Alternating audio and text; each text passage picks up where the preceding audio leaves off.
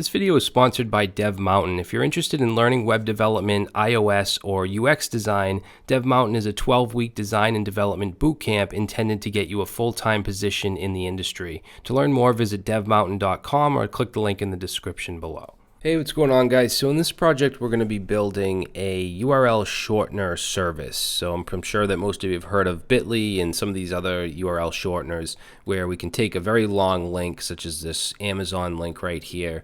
And if we put this in here and click shorten, it gives us a much shorter link that has the domain part of it, and then it has this code. And if I click it, it goes to that same page. So what we're going to do is build a service that does this. We're not going to build the user interface or anything like that. I'm actually saving that for a course, possibly my Vue.js course. We'll have the UI, we'll have users that can log in and create short links.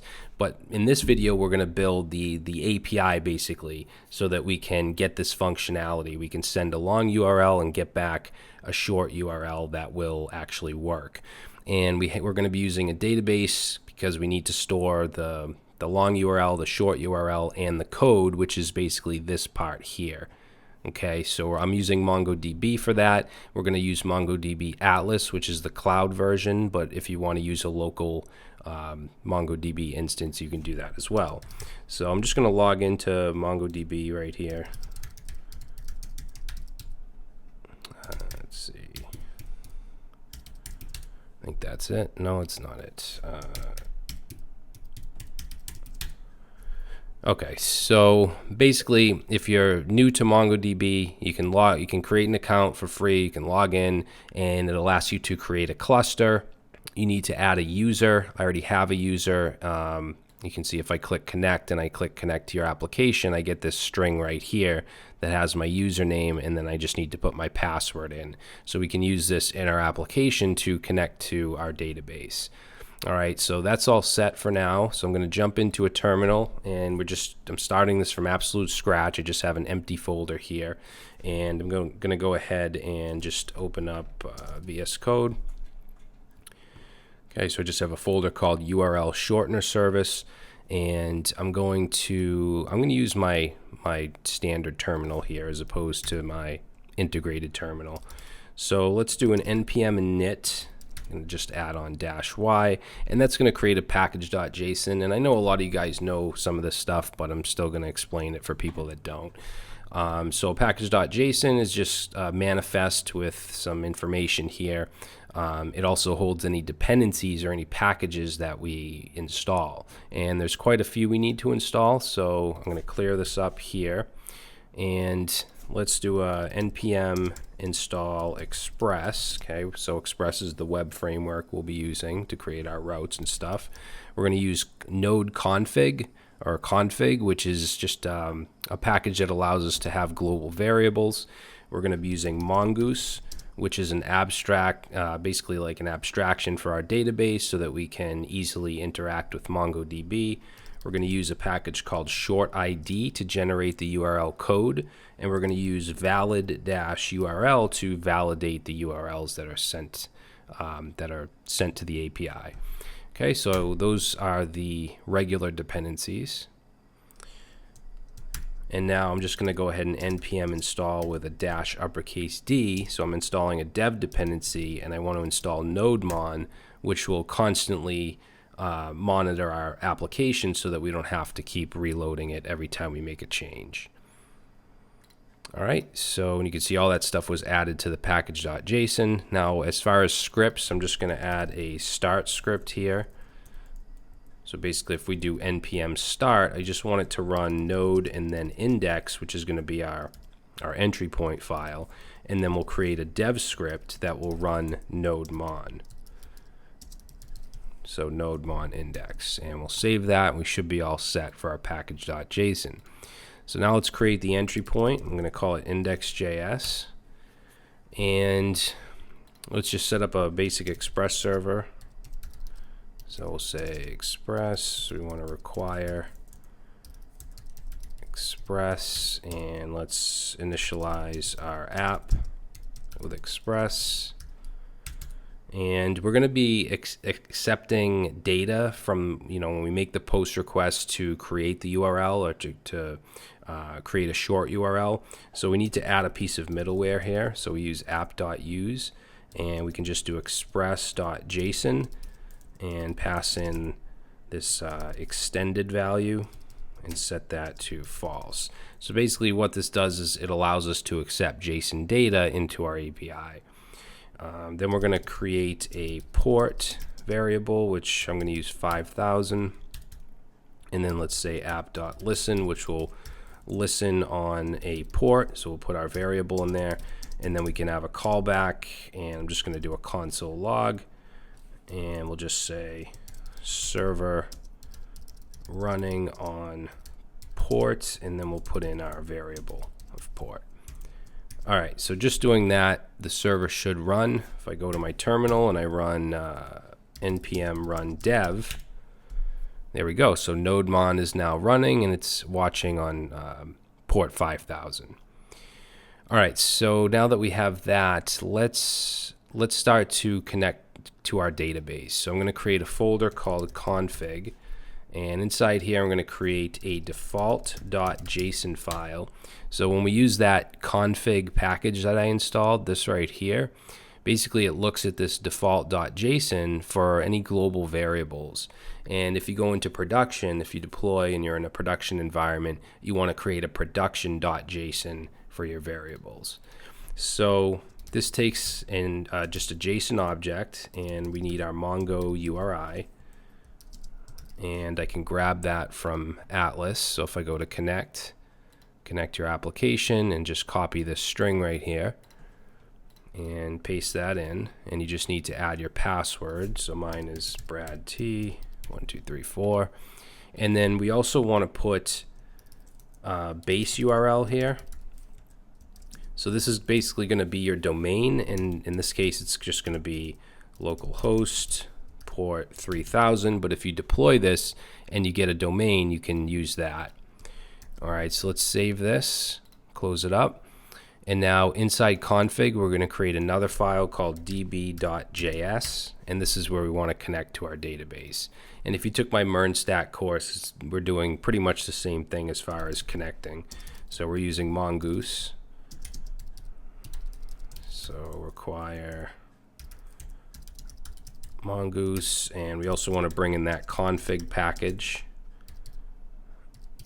because we want to be able to grab that Mongo URI. Why can't I spell today?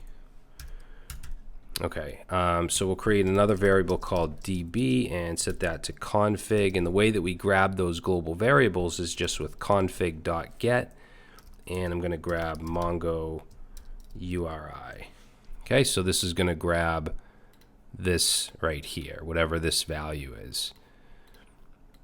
So underneath that, let's create a function to connect to our database. So I'll call this connect db, and we're going to label this async because we're going to use a sync await here, because Mongoose, when you use Mongoose methods, it returns a promise. So instead of using .then, I'm gonna use a sync await. Okay, and we want to wrap this in a try catch. And inside the try, we're going to await mongoose dot connect, and this takes in the string, the connection string, which we put in a db variable, and then some options. And we're going to add here use new URL parser and set that to true. Otherwise, we're going to get some warnings. Okay, and then once we connect, I'm just gonna let's console log, and we'll just say MongoDB connected. Okay, and then down here, if something goes wrong, we'll do a console error of error.message. That should print out the message, and then we'll exit. We'll say process.exit. We want to exit with failure, so we're going to put in a 1. Okay, and then we're just going to module.export the connect db function so that we can run that in the index file and connect. So let's save this, and let's go to index.js. And let's see, we want to bring in connect DB. I want to bring in that function we just created. So we're going to require, and we want to go into the config and then DB. And then let's go right here. Yeah, I guess we'll go right here. We'll say connect to database, and all we have to do is run connect DB. All right, so I'm going to save that, and if we go back to our terminal, now you see this MongoDB connected. Okay, if I were to mess the string up somehow, which I'll go to default JSON, and if I mess up the password and we take a look, you can see that the app has crashed and we get this bad authentication failed message. So I'm just going to fix that, and we should be all set. Good. So we can close that up. We can close that up. We're connected to our database. So the next thing I'm going to do is create our model. So let's create a folder called models. If you haven't used Mongoose before, you basically create a schema for each resource. We only have one resource, which is our URL. So I'm going to create a model called url.js. And let's see, we're going to bring in Mongoose.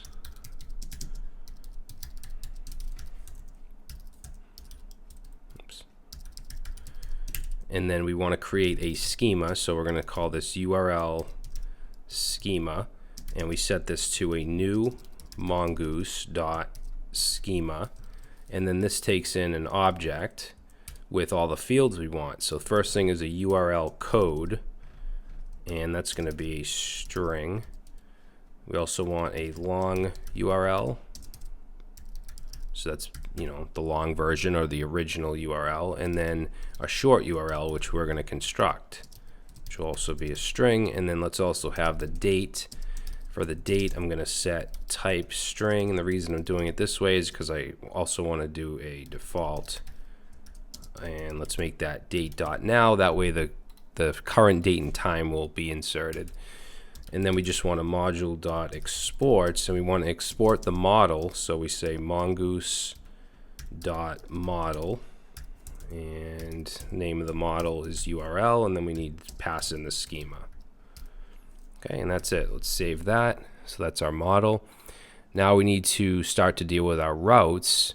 So we're going to have a folder called routes. Basically just going to have two routes, but I'm going to have two separate files. One is going to be index.js, and then one is going to be excuse me, url.js. So url.js is basically where we're going to have our post route to be able to create a URL and insert it into the database. Index.js is going to have basically all the short URLs we create. We need to have them work. So basically we need to have them redirect to the long URLs. That's what's going to go in here. So before we do anything here, let's go to our main index.js, and we need to basically define our routes. So let's go right here and say app.use. So we just want to set slash to require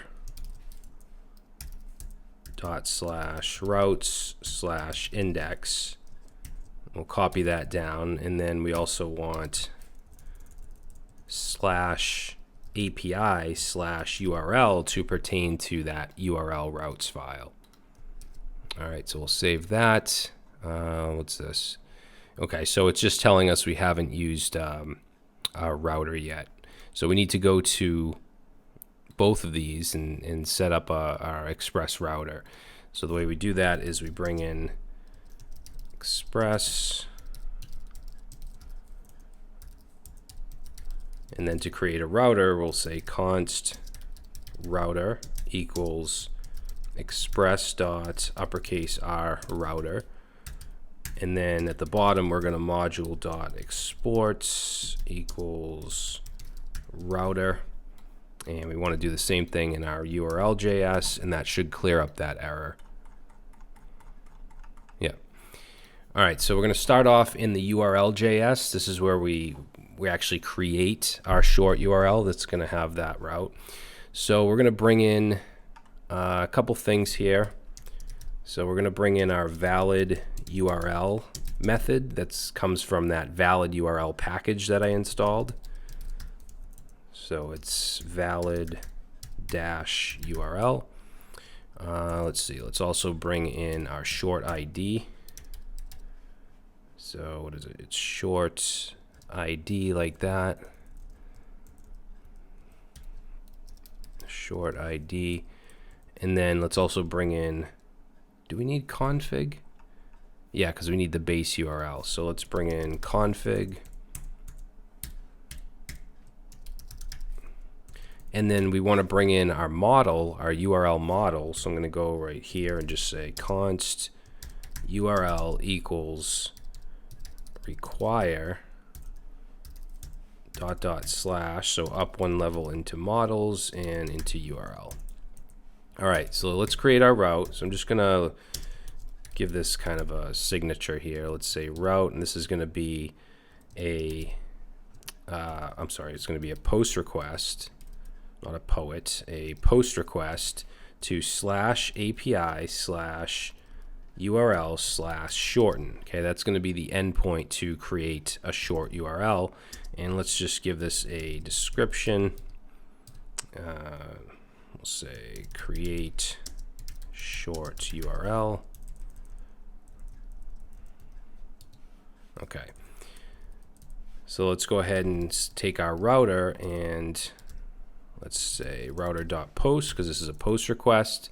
And then in here, we just put shorten. Okay, we don't have to put this API URL because we already connected that right here to this file.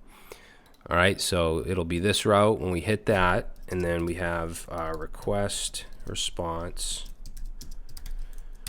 And we're going to get inside this request.body, we're going to send some data, and I'm going to pull out that data using destructuring. So we're just basically going to send a long URL. That's it.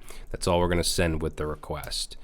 And for our base URL, let's set a variable of base URL, and let's get that from our config file. So config.get, and we want to get base URL, which is going to be, in our case, localhost. Oh, wait a minute. I put 3,000, didn't I? Should be 5,000 because that's what I'm running it on. Whatever port you're running it on, that's what you want to use. All right, so let's see. Let's make sure the URL is valid. So we'll put an if statement here, and we're going to use valid URL, which has a method called isURI. Okay, so basically it'll just make sure it's a valid URI or URL. And we want to check the base URL first. And wait a minute. If it's valid, no, let's check to see if it's not valid. And if it's not valid, then we're going to return a res.status of 401, and we'll add a JSON message here, and we'll just say invalid base URL. Okay, so now we want to generate the code part. So if we look at the Bitly website, the link that was generated, this right here is the code. Okay, and we're going to use that short ID package to do that. So let's say create URL code. So we'll say const URL code, and all we have to do is say short ID dot generate, and that will create it for us. Now what we want to do is check the long URL that's sent in from the client and make sure that that's an actual URL. So let's say check long URL. Actually, let me put a comment here.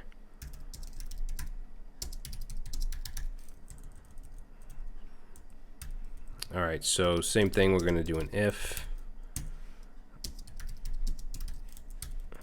And let's say if valid URL dot is URI, and we're going to pass in our long URL, which remember comes in from the client.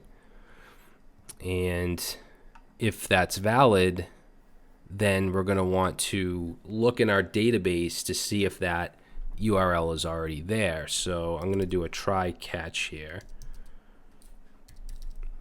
And let's see, I also want to mark this async, this route callback, async, because I'm using a sync await for Mongoose. So let's do, I'm going to use let here and create a variable called URL and set this to await. And then we're going to take our model. So with Mongoose, we have a bunch of different methods. One of them is find one, which will find one record from your database, and we want to find it by long URL. And this is the same as doing this. Okay. Now we want to see if there's a URL found. So let's say if there's a URL, then we want to just return that or respond with that. So we can just do res.json, which will give a 200 response, and we'll send the URL, which will have all the database fields, the long, the short, the code, and the date. All right, now if there's not a URL found,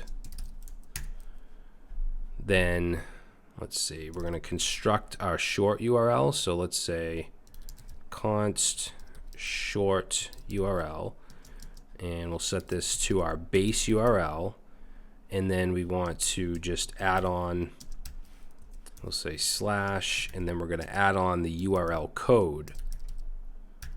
Okay, so the URL code is right here, was constructed with that short ID package with the generate method. So it'll be localhost 3000 slash and then some random code. Okay, now down here, let's take URL, okay, which we initialized here. If it was found, then it'll just return the response. If not, then we're going to set that to a new URL to insert into the database. And this takes in an object. Whoops, what did I do here? I forgot the equals. So in here, we're going to have the long URL. We want that inserted. We also want the short URL that we just created, and we also want the URL code. And then remember, we also have the date, so I'll just set that to whatever the date is. Okay, and then we need to save it, because just saying new URL doesn't actually save it, it just creates the instance. To save it, we need to call url.save, which returns a promise, so we need to put await in front of it, but we don't need to store it in a variable. And then let's just do our res.json, and then we'll return URL, which will include all of this stuff. All right, hopefully that makes sense. Now down here in the catch, so if something goes wrong, it's most likely some kind of server error. So I'm going to first of all just console error, whatever the error is, and then as far as a response from the server, let's do a 500 status, and we'll just say JSON, and we'll do server error. Okay, now this else it pertains to this right here, if long URL is not valid. So if it's not valid, then let's just do a res.status 401 and .json, let's say invalid long URL. And I think that should be good.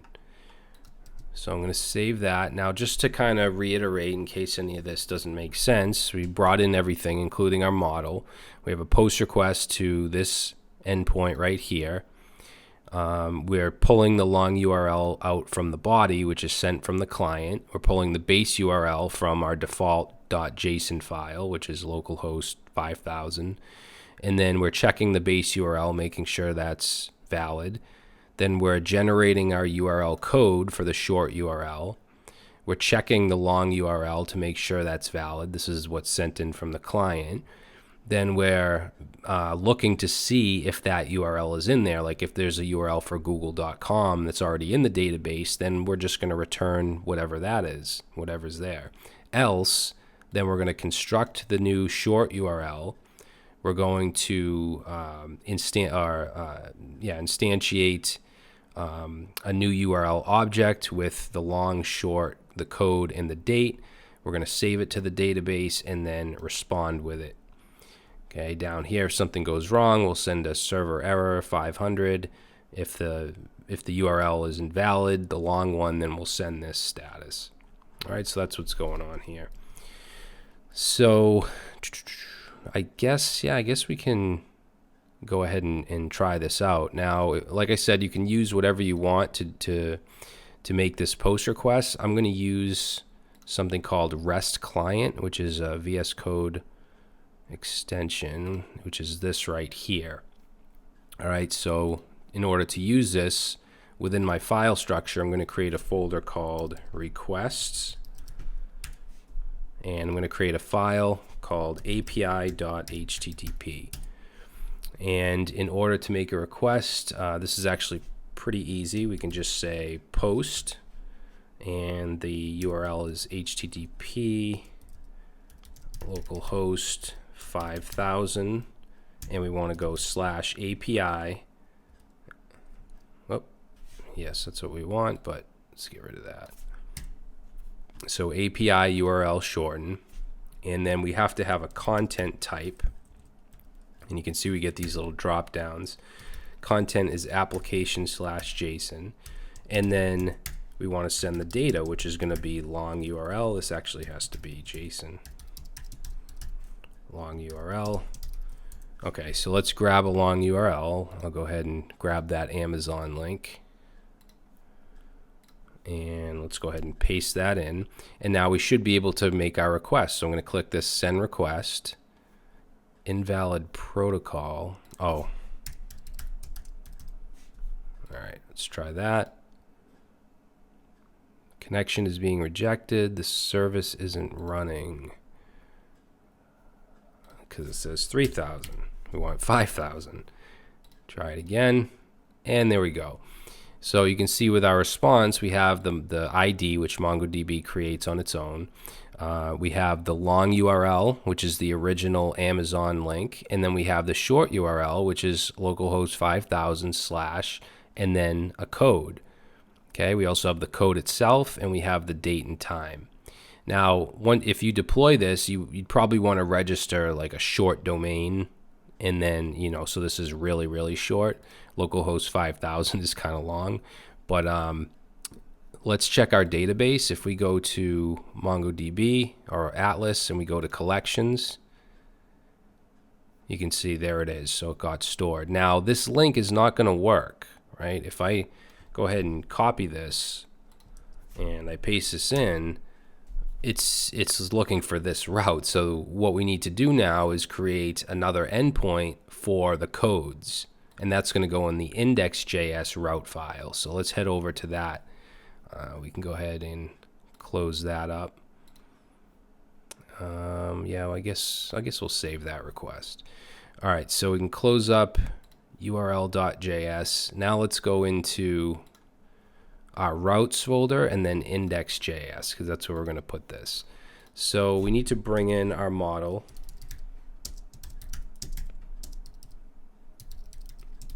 And this is going to be pretty easy. So /models/URL, and then let's create our route. So let's say let's say route. So it's a GET request, and it's going to be to just / and then whatever the code is. And let's do description. So the description, we're going to redirect to the long or original URL. Okay, so it's going to be a GET request, so we'll say router.get, and we're just going to say in here /:code, because obviously this is a parameter, this is a placeholder, so we want this colon here. We're not actually going to /code. And then let's do a sync and request response, and we'll do a try catch here. Okay, so inside the try, let's create a variable called URL, and we're going to use find one again from Mongoose, which returns a promise. So we want to do await URL dot find one. We want to find it by the code. Okay, so we're going to say URL code, and we can get whatever's passed into this right here, we can get with request dot params dot code. Okay, so we want to match that code. We want to find that URL. So then we're going to say if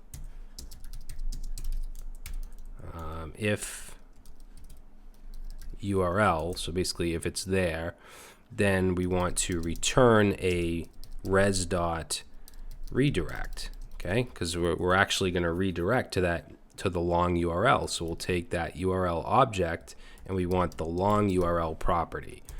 Okay, well, that's what we're redirecting to. Else, then let's just return a res dot status of 400. Actually, I guess we could do a 404 and say dot JSON and say no URL found. Okay, and then in the catch here, we'll just do a console error and just log whatever's in error, and then we'll do a res dot status 500, and we'll just say server error. All right, and that's it. So just to kind of reiterate, we're going to try to do our, whatever slash code, whatever the code is. We're going to check to see if there's a URL with that code. If there is, we're going to redirect to it, or we're going to redirect to the long version. If not, then we're just going to say the URL isn't found. If you want to do a standard redirect, or you can handle it in a different way if you want to, but I think that this is fine. So now let's once again copy the short URL here, and let's open up a new tab and let's go to it, and there we go. So our service is working. We can now generate short URLs and they work. And just to kind of try it one more time, let's see, let's get a different URL. We'll grab this right here. So grab that, and if we go back to our API HTTP, I'm just going to replace this, and let's go ahead and send that. Okay, so we get the response back. That should have added a new row in our database. Let's check it out. Yep, so there it is. Which one is it? This one. So now both of these should work. Okay, that's the PlayStation. Let's try this one.